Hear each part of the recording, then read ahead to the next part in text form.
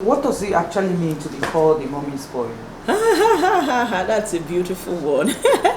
A mommy's boy usually refers to a boy that is supposed to be a man, but refers to the mom for every decision or important decisions that they want to make, and then they can't move forward without getting mommy's counsel, or when they have a discussion with their wife or wife to be, and then I say, I'll get back to you, let me ask my mother. Oh, no, no, no. Mommy's boy is also somebody who is still tied to the mom's apron strings, and that is not a healthy relationship. It's not a healthy. As you grow older, you should stand on your own. For me, it's a sign of failed parenting. It is really a sign of failed parenting that you cannot release your son or your child to go into the world and live as a man. It's a sign of failed parenting. Don't look at it that, my son loves me so much, or my mother. It shows that there is a problem. So mommy's boy is that one who cannot take a decision on his own without consulting mama, or who cannot move forward without it. And then when there's a problem, and it has happened to somebody I know, the person was shot. And instead of him to say, take me to the hospital, take me to the house. And he was married. And he told his mom, Mommy, they have shot me on the leg. Before they could move him from there to the hospital, he died. Because he wanted mommy to know he has been hurt. That is a mommy's boy. Practical example. To be a mommy's boy means that you cannot take decision without your mother. You can't take any step. You can't discuss with your wife. You can't name your baby. You can't go to church. Everything is your mother's decision. You are a mommy's boy. In fact, they don't need to call such a person a man. He's still a boy, even if he's 80 years. Because what makes a man is that he manages all nature. So if you're not able to manage your mom, and not able to manage anything, you're always returning back to your mom. What are you living for? That is eternal suicide. There are signs that one would just see that, oh, this person is a mommy's boy, and of course know how. Oh, for the young girl who is considering, or who is in a relationship with a young man, do you know how you will check? From dating, you will know. Except you're not sensitive enough, or except you don't want to take that hard decision of walking away, and so you are blinded by emotions, or you shut your ears and you close your eyes to the glaring signs, because those signs can be very obvious. Or when both of you agree on a certain thing and it comes back and it changes the decision both of you have made, know that there's somebody behind the scene who is influencing him. It could be his mom, it could be another person, so it does not always have to be the mother. Because many times we paint the women, the mothers, as the black, paint them black as a wicked mother-in-laws behind the scene, but may not necessarily be the mother. So check if they're always referring, the decisions both of you agree on, they go back to their mom, or as if people are planning, they say, okay, we can't take a decision yet, I'll get back to you.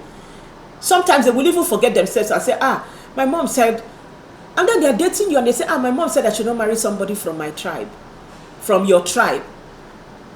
And you want to force yourself in that kind of relationship. You want to force yourself. A man who cannot make up his mind as to whether tribe is relevant or irrelevant, and then you want to still choke your head, I must marry him. These are signs that you should check. And then maybe you started planning for the wedding. Because some of you think you have gone so far you cannot turn back. Let me tell you, don't start a marriage with battles waiting for you.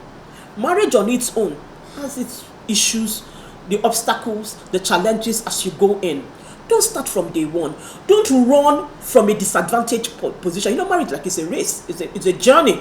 And now you want to start the race with stones tied around your ankles. How far can you run?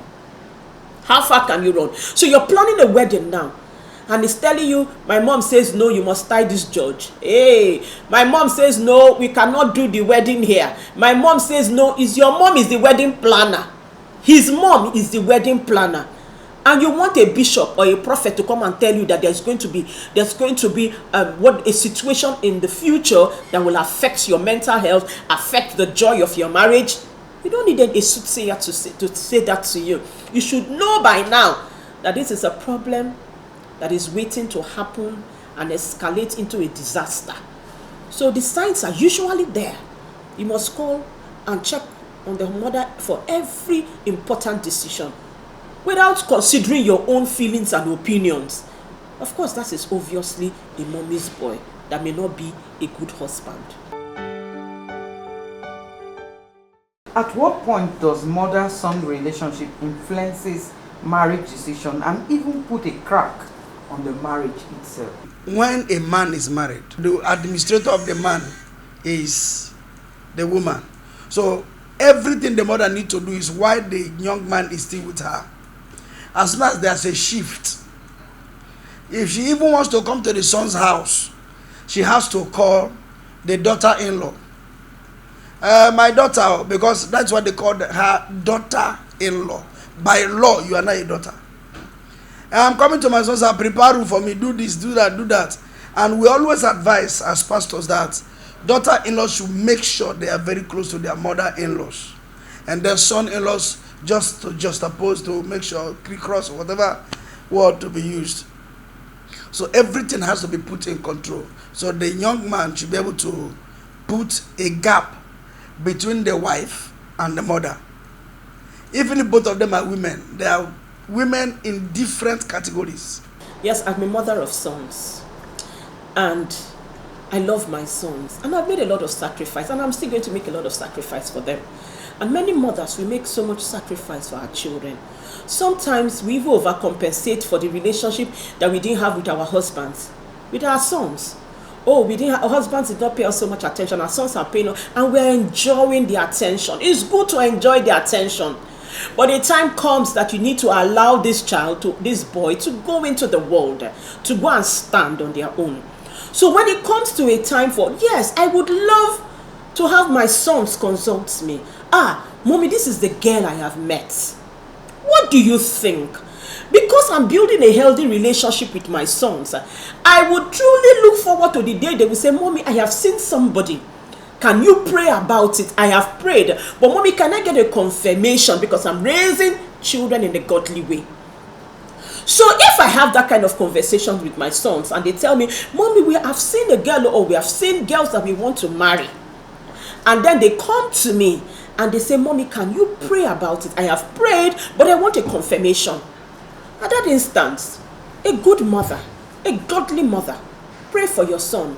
And whatever you hear, whatever instructions you receive, I tell them and say, well, this is what I have received, though, but I don't want to influence your decision. Finally, it's you that will live with this girl. But I trust that you will make the right decision. That playway is good. But like I said, when you now become the prophetess to your sons, and then some of you also hire prophets, fake prophets that will support your decision, or yes, your decision that your sons shouldn't marry a particular woman or particular women, and then you carry them to, my prophet said. That is where that's where you have problems, really. And that child may end up not being happy with whoever they get married to, whether your choice or theirs. Because when there are issues in their own marriage, they'll say, maybe because I didn't listen to my mother. Because issues will come in marriage. So maybe they say, because I didn't listen to, or if they end up marrying the one that you said they should marry and they are not happy, they will say, I shouldn't have listened to my mother and her prophets.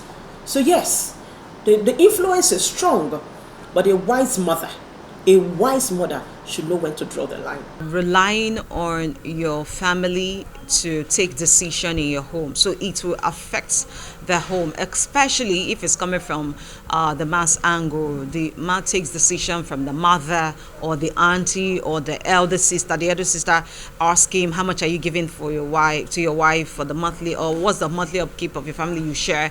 And she's saying that's too much.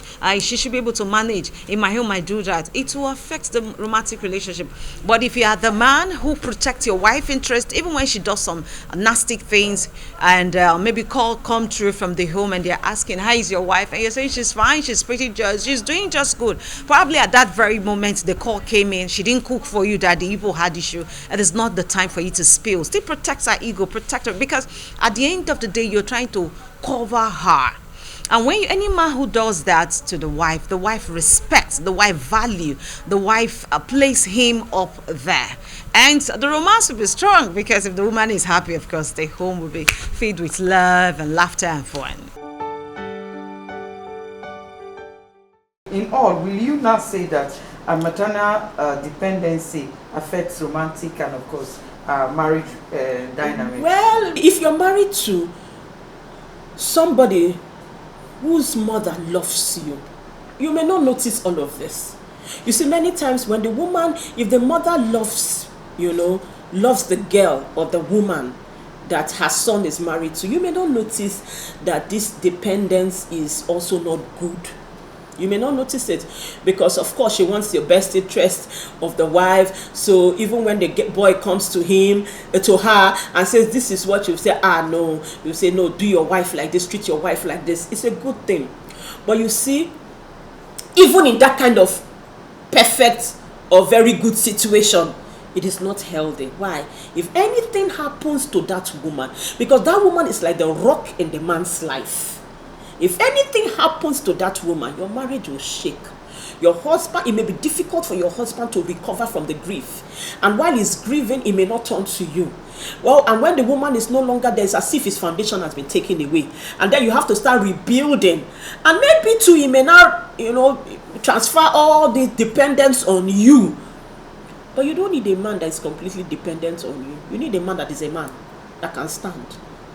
So whether it's on the mother or you need a man that can stand. So to a large extent, it is not good to have a husband that is totally dependent on you, or even if not totally dependent, but to a large extent dependent on his mother.